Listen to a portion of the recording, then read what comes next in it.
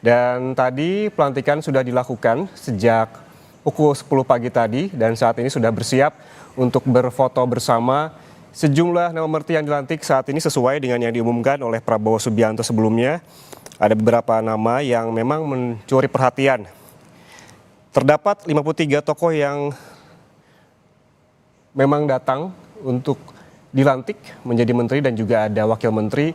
Dan yang menarik perhatian tadi juga ada Luhut Binsar Panjaitan yang turut datang ke Istana Negara Jakarta.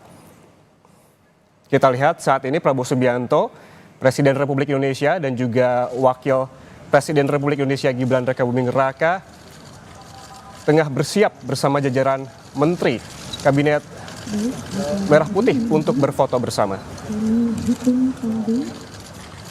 Hitungan 3, 2, 1. Sekali lagi mohon izin 3, 2, 1. Terima kasih, mohon izin. Selanjutnya sesi kedua beserta dengan para pendamping.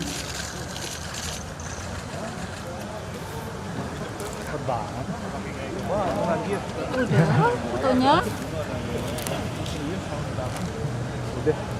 Udah. Sama istrinya. Menteri Presiden siapa ya?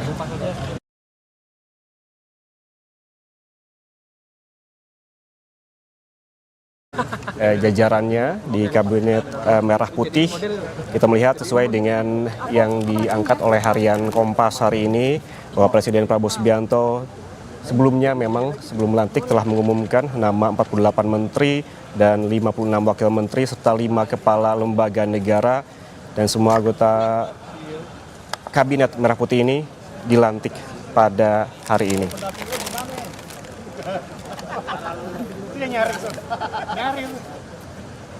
Di studio Kompas TV saat ini masih bersama dengan pengamat politik dari Universitas Al-Azhar, Ujang Komarudin, yang sedari pagi memang sudah memantau jalannya pelantikan ya Kang Ujang ya.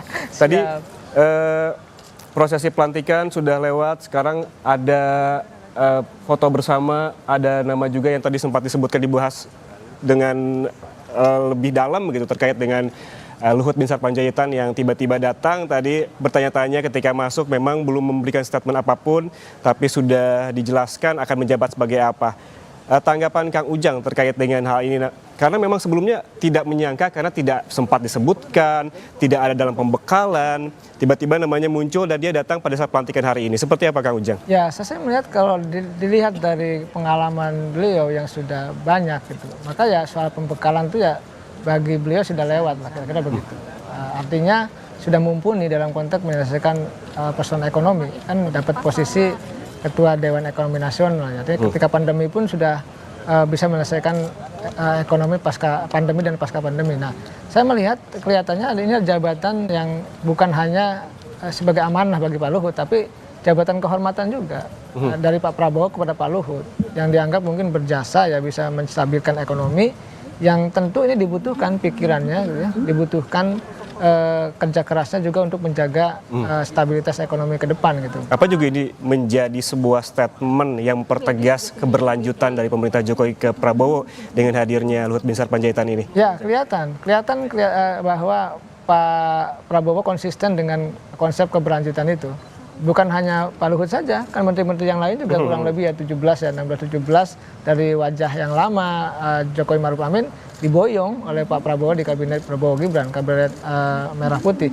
Oleh karena itu saya melihat ya konsistensi ini kan harus betul dijaga. Karena ini kan bagian daripada slogan, dikampanyekan, lalu dijalankan dan harus dieksekusi. Kalau saya sih melihatnya sesuatu yang baik saja ketika Pak Prabowo ingin melanjutkan sesuatu yang baik dari pemerintahan Jokowi. Tetapi juga jangan lupa tentu harus mengevaluasi gitu ya sesuatu yang kurang, yang minus dari pemerintahan Pak Jokowi. Nah, setiap pemerintahan tentu ada dinamikanya, ada plus minusnya. Nah, oleh karena itu Pak Prabowo harus mempertegas mana sisi-sisi bolong, masa sisi kurang, sisi minus dari Pak Jokowi yang harus betul-betul diperbaiki ke depan begitu.